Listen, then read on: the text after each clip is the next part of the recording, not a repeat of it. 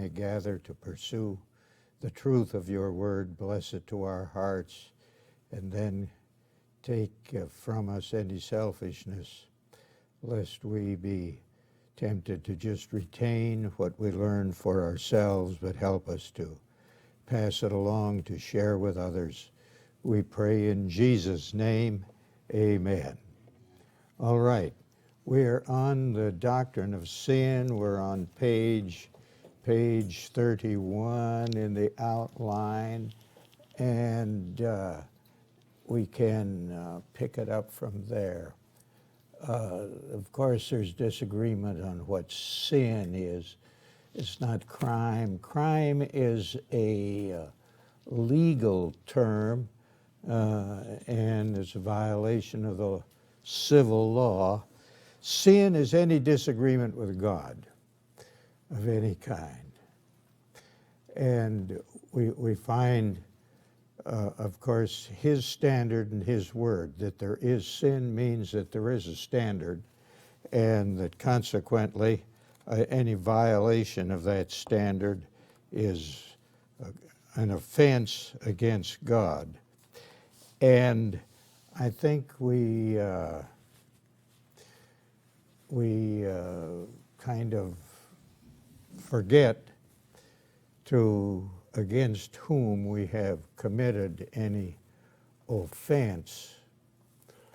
You can go on a skid row and bump into a drunk, and he's unsteady to start with, and he may fall over, and you go on, and there's no consequence whatsoever. But you can't get near the President of the United States. If you would bump him, you would be immediately seized by the Secret Service and hustled off. In other words, the same action against one person and another is not exactly the same. So any offense or action against God is of the highest order. We're on page 31, the definition of sin. We've said sin is any lack of conformity to the holy will of God, whether an act, word, thought, attitude, or disposition, whether known or not. And first of all, we're talking about sins of commission. And the standard, of course, is always the Ten Commandments. Let's go to Exodus 20 and take a quick look. Exodus 20. I think it's interesting. You ask some people, if they're going to heaven, and then you ask them why, and they say, well, I keep the 10 Commandments. And say, there are two questions you can ask that person. First of all, what are the 10 Commandments? That person who so faithfully keeps them probably cannot recite them. Number two, since he can't recite them, where can we find them? Well, he doesn't know where they are either. And so his hopes are resting on something false. Exodus 20, notice commandments. The first 4 commandments have to do with our relationship to God. Verse 3, no gods. Verse 4, no graven image, carved images, graven images. 7 has to do with the name of God. Verse 7 is the 3rd commandment. The 4th has to do with God's day.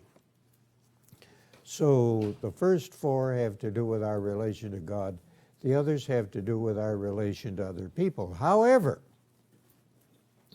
since people are valuable in God's sight, having been created by them, any offense against people is ultimately offense and insult to God. And so, Jeff, if someone would speak ill of your wife, this is offensive to you. And so everyone is a creation of God, so when someone speaks ill or mistreats someone by lying, stealing, committing adultery, and so on, the other 6 have to do with our horizontal relations with people. But ultimately the sin is against God himself.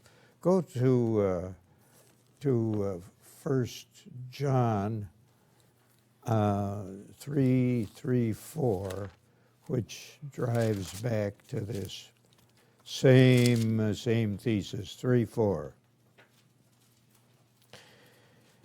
1 John 3:4. Everyone who makes a practice of sinning also practices lawlessness. Sin is lawlessness. And consequently, when the law is violated, there is sin, and the law is summarized in the Ten Commandments. Now, we raise the question,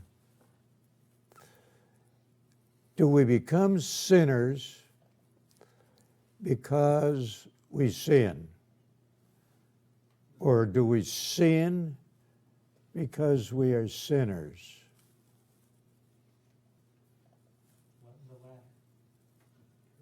What? We sin because we're sinners. Oh, all right. We sin, yes, we're born.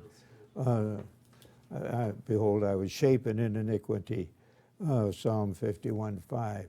We're sinners so we do not at some point become sinners. We're sinners. I think perhaps we're a little naive with small children who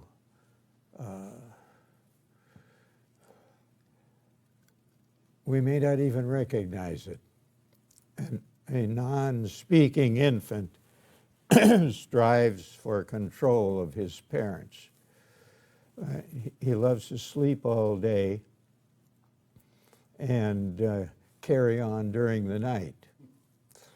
And of course, the crying brings the mother running to see what's wrong. Nothing's wrong, of course.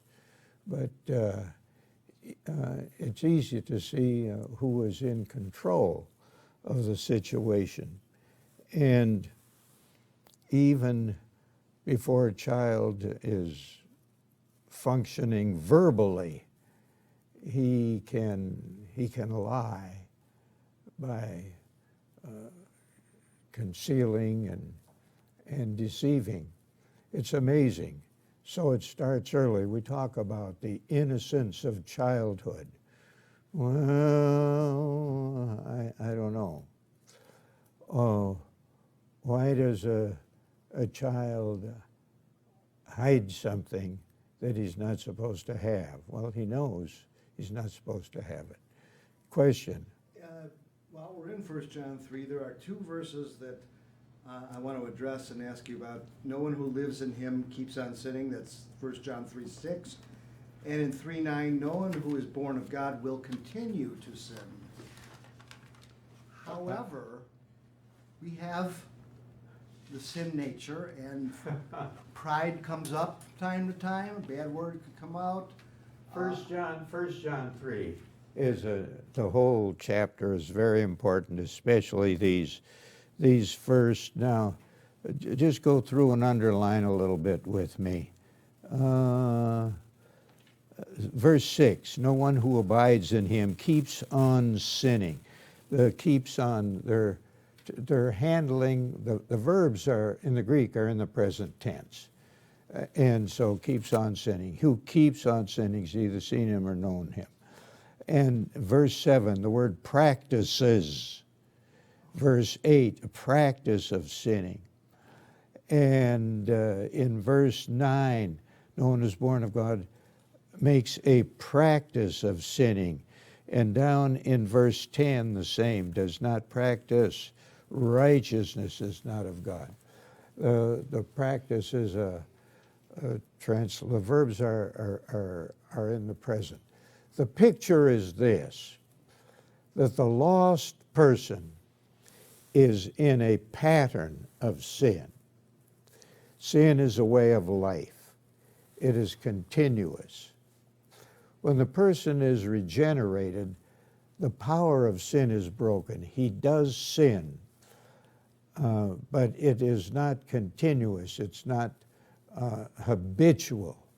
It is habitual for the lost person. It's not a practice, is the ESV translation. It's not a habitual thing. He may fall into sin, but it's not continuous. Are you with me? That makes a perfect sense. That's a perfect way to understand it. Yeah. That our heart also, if we catch ourselves Yes. sinning, we are quicker to be aware of it. Check. I think the ESV tries to bring out the tense in the Greek. Check the Williams translation. It should be in the library. Charles Williams, the Williams translation, and you think you have it on your phone. It may not be on there. And it's just the New Testament and Charles Williams translation, and read 1 John 3 in that translation and see, or find Kenneth Wiest, the translation of 1 John 3, and see where you go. All right, so sin is a commission. It's something you do. But then a person says, well, David. Can I ask a question about the prior section, Okay, that's okay. Let's go back. origin of sin? Yes. All right, so this one's pretty difficult, I apologize. So I've heard sort of MacArthur and Sproul don't even want to touch this at all. They say it's sort of a mystery word. So you're going to drop it on me. Go ahead. So they say, they talk about Augustine and they talk about posse non peccare, the ability not to sin, and non posse peccare, not able to sin. And they say this comes up both in the fall and with the incarnation. They say, for the origin of sin, was Adam and Eve able to sin? And if so, where did that come from? In relation to the problem where we have Yes, they were able, and it came from their free will. yeah. They were given an option. So like the skeptic will say, since God is going to change our natures coming into heaven, Yes, we won't be able to sin in heaven. correct. Why couldn't he just have done that for Adam and Eve at the Garden of Eden? See, But- this lack of ability. No, the same with the angels, because God did not create programmed robots. And the angels had a period of probation where they could either continue to worship God or check out. And the devil and a host with him checked out. Now, it's the same with human beings. There was a time of probation in the garden. Had they not taken of that tree, would that probation have ended at some time? That's something we don't know. We don't have information on that. But they were probation, and it's that specific. In other words, all the trees, okay. This one, no.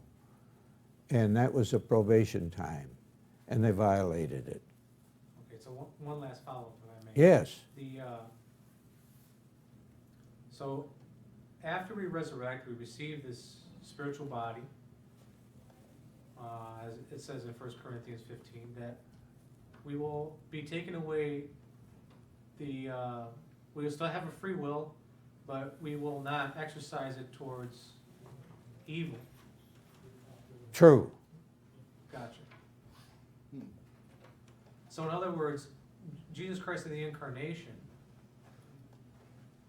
I guess, I don't know how to term it, had the ability to sin, but because of his deity, No. didn't. Now Didn't you're, have the ability to sin. you're equating, and that we must not do. In other words, he's not just another human being on the scene. He is deity as to his very nature, and therefore incapable of sinning.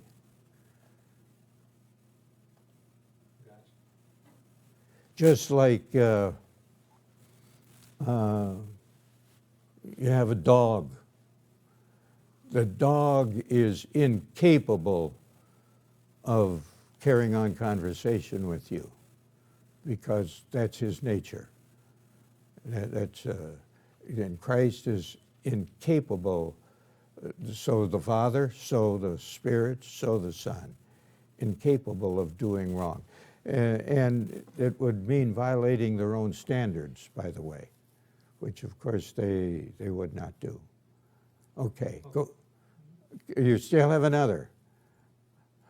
You think all that's settled? Maybe. It's good thought. James 4:17. There are not only sins of commission, that is, things we do, but 4:17, whoever knows the right thing to do and fails to do it, for him it is sin. The right thing to do and fails to do it, for him it is sin. A sin of omission. So if a person says, well, I'm just going to stay home and sit in my rocker and not do anything because I don't want to sin today, he is in trouble. So a failure to care for responsibility, a failure to do something which is right in front of you, this kind of thing, it's a sin of omission. Yes? Can I tie in in other words, we're held to a higher authority because we do know about sin and about the nature of God's law through Scripture. So we are responsible for that knowledge. I'm fishing for the scripture you're alluding to. It's in Matthew, I believe. He who knoweth to do right doesn't not. Therefore, no, well, that's 4:17, James. Oh, okay. No. That's where we are. I got it down. I didn't even know it. But I mean, we're held to we've gone through, we've learned, and if we were to choose sin, we're held to a higher authority. We're held to, yes, we know. And something that's before us that we should. A year ago last summer, I'm on vacation. I'm in no great hurry, so I'm off the expressway. I'm going east. I'm on Route 30. I'm somewhere, where am I? In Ohio, I think. And the famous Lincoln Highway. It's divided, it's double lane, it's divided highway, and so on. Traffic's moving around 65, 70, right about there. There's a car in front of me down the road. I see this car, there are two lanes going in the same direction. I see this car veer off onto the median, tear up the grass, come back across both lanes, hit and go over the guardrail down about 12 or 15 feet in a very deepish ravine. And this car remembers going close to 70. So there's a lot of power there. What should I do? Stop and see if I had to stop, yes. Immediately I was over on the right shoulder. And not only that, but I'm down in the, it was brambles and brush and so on.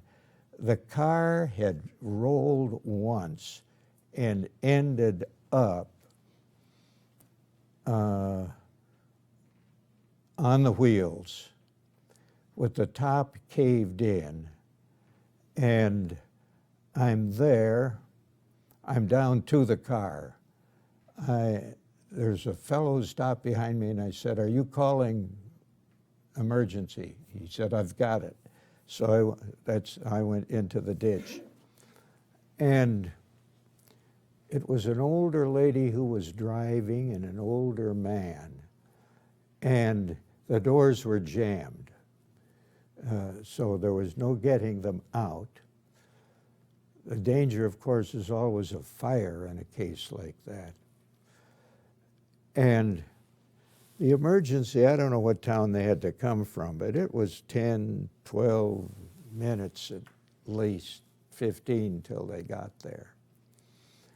And the lady her hands were bleeding, but it was not too bad.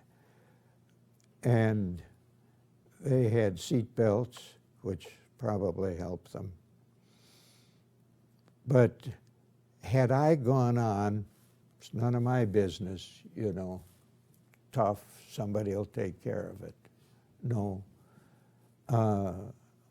I was there, the car behind them. I figured for a reason, it was right in front of me, and you do what you can.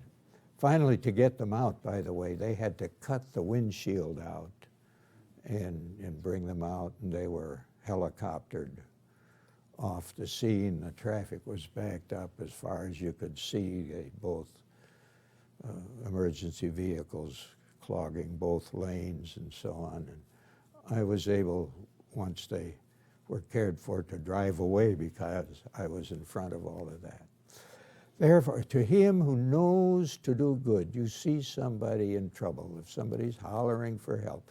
Several years ago, there was some woman who was assaulted in the doorway of an apartment in New York City, screaming for help as people walked by.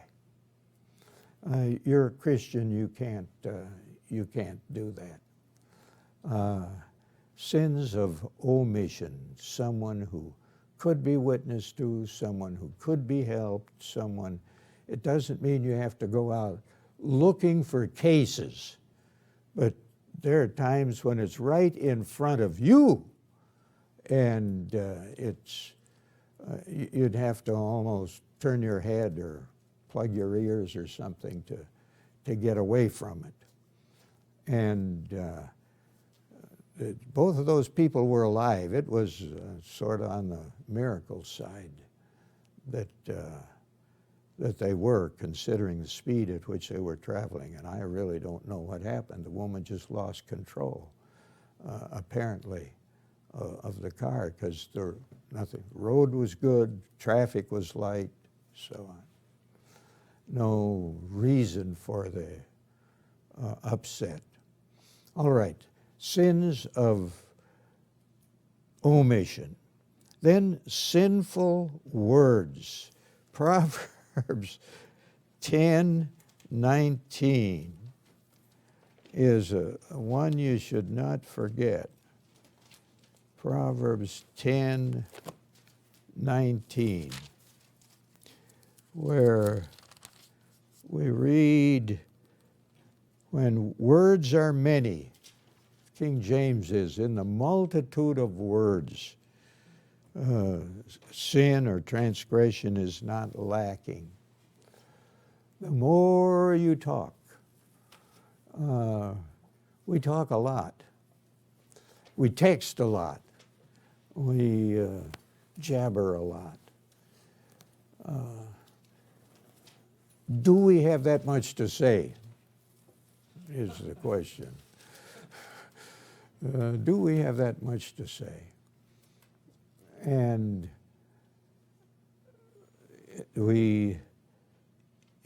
why is it that in a lot of words, in the multitude of words, sin is not lacking?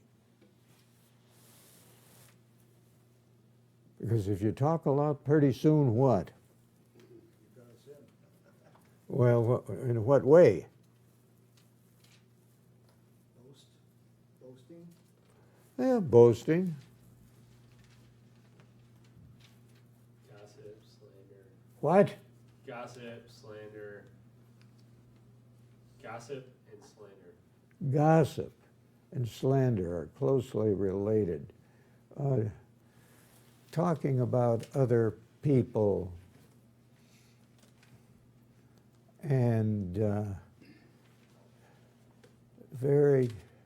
have to be very careful. Would you say it to them directly is always a good question. And when we come to churches, it has been observed that there are two places in a church building that just are prone to gossip. They're gossip nests. A church kitchen where women are cooking. If they're cooking a dinner, they may be cooking all day. At our Chicago location, we do have a full kitchen. And I remember we had one member who, on one occasion, was working in the kitchen, and she said, "You women are gossiping, and I'm leaving." Oh, my. And the other place is church nurseries. It's attending little kids. If things get settled down, there's always 2 or 3 ladies in there. And conversation goes, and it can get out of hand. We may talk more than we know. That's a problem. And we're not accountable. But by the way, you know, people in public life, everything they say is a matter of record.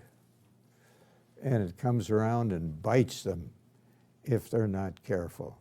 During the political campaign we went through, they talked about certain candidates who had to walk back, was the phrase, something they said. They had to try and slither out of it later because it was said. Turn up, before we leave this, turn up Matthew 12:36. Matthew 12:36.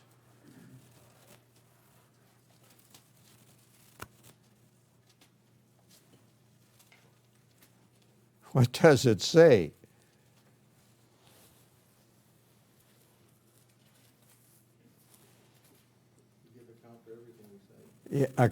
You give account for everything you say. There have been some things with people in public life. They thought the TV radio show was over. The mic was still live. Oh, now the real thoughts come out. And so, well, we're in this class. All I see is mics. I'm wearing one. There's one in front of me. There's one in front of you on each side here. And so, but now we're very conscious, of course, of what we say. But God's recorder is running all the time. All the time. That He is aware of what we say. And the person that you're talking about, you say, well, he's not around, he's not hearing this. Well, God is hearing it, you know.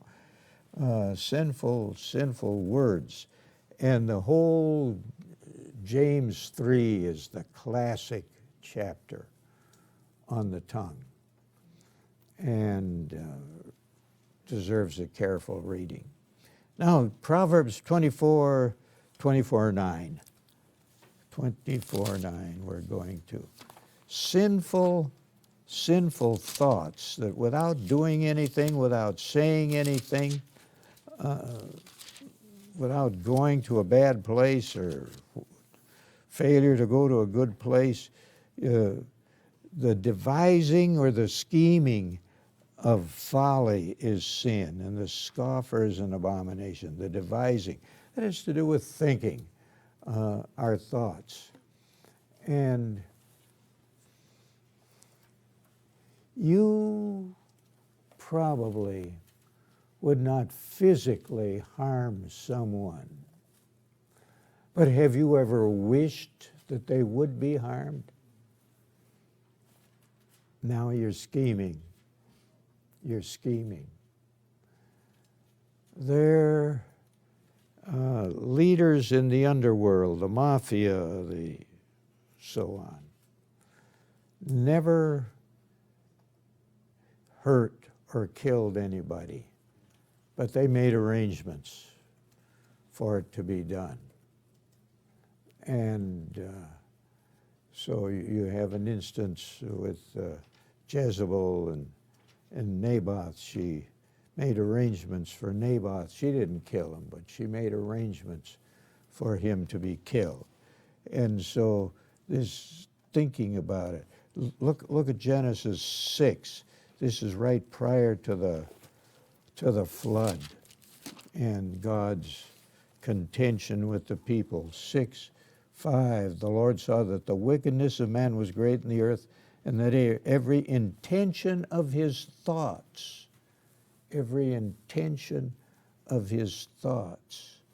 sinful thoughts. And we have Matthew 5, where Jesus is handling the law. Matthew 5, very, very important, because he goes really literally to the heart of the matter. You've heard it said of old time, you know. Verse 27, you shall not commit adultery, but I say to you that everyone who looks at a woman with lustful intent has committed adultery in his heart. If he has this on his mental agenda, that he's held accountable for this. And go to Matthew 22. This is Tuesday of Easter week, and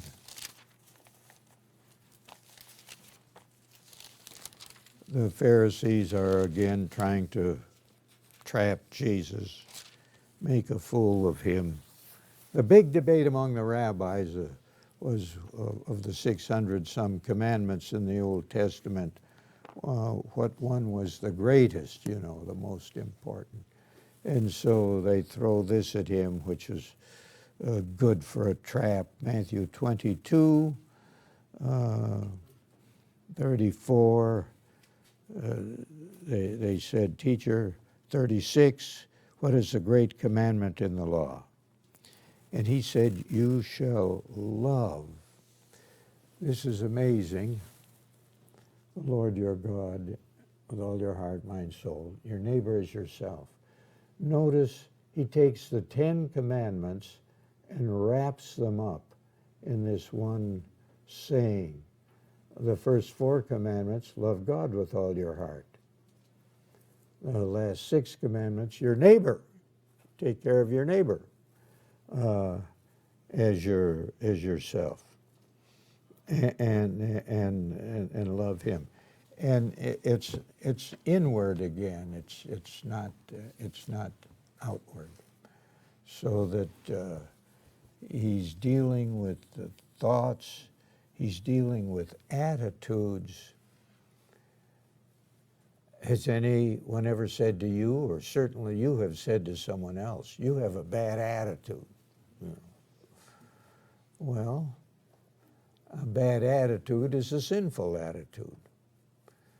And consequently, A person is accountable for this. And we're so concerned about relationships. It all begins with an attitude. And with other people. Do people owe me something? If I think that,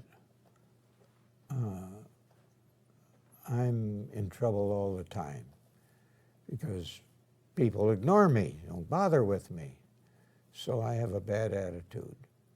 And if I think I owe them something, I'm going to do much better. So the attitude is important. Disposition. Notice all of this goes back to the heart. The heart. Old Testament, New Testament, all the way through, God is concerned with your thinking, your feeling, your inward. And I had a class in ethics once, and the professor was pounding in, if you are what you ought to be, you will do what you ought to do. In other words, what kind of person are you? If you're inwardly the right kind of person, oh, there'll be problems occasionally, but for the most part, you'll have a good attitude. For the most part, you'll treat other people decently. Yes? It seems to me that if you follow Matthew 23:37 here, love the Lord your God with all your heart and your neighbor is the second. What's left? You really can't disobey the Ten Commandments, except the Sabbath, because that's a little bit different being in the middle. But even then, the Lord has asked us to honor the Sabbath, so it's impossible to. Yeah, one day a week for the Lord. Yeah, and it has to be done, of course, out of love again, not mechanically, not ritualistically, not legally. Well, I'm doing what's right, you know. No, the heart's not with it. No, the heart has to be rejoice in doing what's right is the story, and then it works out all right. And a sinful disposition. We know Jeremiah 17:9. The heart is deceitful. You talk about deceiving other people. We deceive ourselves a lot. You ought to be examining your heart. Why, not what you said, but why did you say that? Not what you did, but why did I do that? Why did I do that? The why. This has to do with your inward disposition. Let's go to Mark 7. This is an anchor passage on all of this.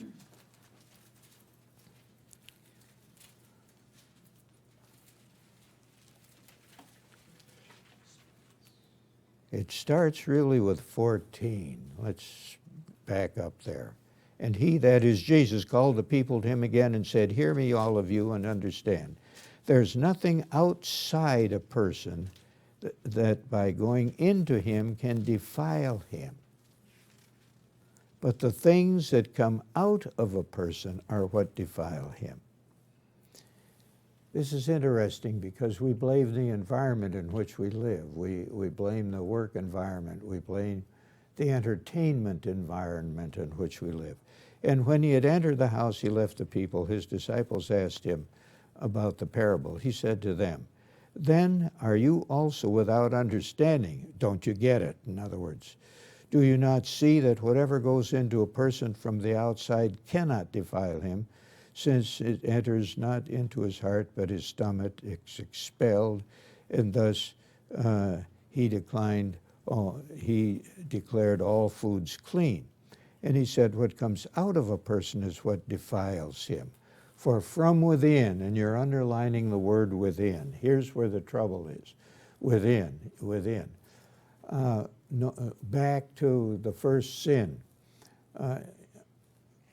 Eve blames Adam, Adam blames God. Eve blames the snake, and Adam blames God. Whenever we do wrong, we are quick to fix it on someone else. Yes? This is, especially in the background of this, the Levitical law on how someone was defiled or deemed unclean. This here is pretty radical teaching. It is. And this is why he did not get along with the Pharisees, of course, who were thoroughgoing legalists. That is, they believed they were saved by what they did and what they abstained from. From within, out of the, here's our word, heart. Heart.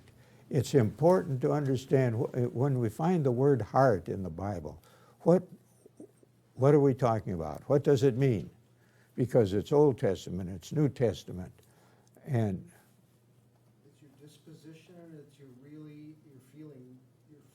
it's what. your feelings, The seat of your being. the seat of your being. It's really you, your inner core, your personhood, your being. You are. Hang soul, spirit, heart on this, but it's you. And then comes the list. Evil thoughts. Now it starts with thoughts. Sexual immorality, theft, murder, adultery, coveting, wickedness, deceit, sensuality, envy, slander, pride, foolishness, and then it's like in a sandwich. Verse 21, for from within, out of the heart. Now verse 23, these things come from within, and they defile a person. In other words, it's not someone else's fault. It is our own fault. And even kids, are never to blame for anything. It's always their brother, their sister, the kid down the block. If the kid is failing in school, it's obviously the teacher's fault, and so on. So this is a good start in life on blaming people. And we carry this into adulthood. It's somehow somebody else's fault. We have to keep asking the question, what did I fail to do that caused this, and so on. Question. Question on the sociopath, the person that is actually has no empathy, and I hate to ask that question, but there are people truly have no feelings, and maybe that's something that happened. Some people say that they weren't held as a baby or whatever it might be. The Bible phrase for this is, no, held as a baby, is hardness of heart. Hardness of heart. Hardness of heart. They are insensible. And another phrase is, from Timothy, the conscience is seared. Meaning it's a Yeah. done deal. Yes. This is why a person can murder somebody and sleep well that night, no problem at all. And you can take it down. Someone can just take, with gossip, peel the hide off someone else and it not bother them at all. And this comes by repetition. The old nature, of course, falls right in with it, no problem there. But the first time you do something, well, maybe it bothered you. The second time, not so much. The next time, the next time, the next time, until you're not bothered at all. This is the hard heart. This is the seared conscience. Over to page 32, sins of ignorance. Psalm 19:12. You could sin and not know it. And when the policeman pulls you over and you say, I didn't realize that the speed limit here was 40 miles an hour, and the response of the officer is always what? It's your responsibility. What? 5 bullets. It's your responsibility to know what the. Ignorance is no excuse. And so it is. 9:12. Who can discern his errors? Innocent, hidden faults it's talking about. And Leviticus 4:2, let's go back there. There were offerings for sins of ignorance, that you inadvertently did something that you weren't thinking about at the moment. And it talks of if anyone sins unintentionally. These are the sins of ignorance that are mentioned. And yes, question, no. How do we reconcile this with sort of mentally handicapped, or especially with James? I mean, we just gave the definition in James 4:2. Whoever knows the right thing to do and fails to do it, for it is sin. And then sort of this talk in church about age of accountability. We reconcile these two ideas. That phrase, age of accountability, does not appear in the Bible. Let's start there. This is an invention of people.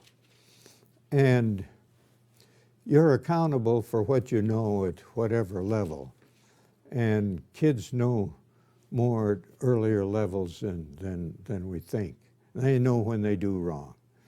If they're old enough to know what sin is, they're old enough to know that they can be saved and need to be saved. So for the age of accountability.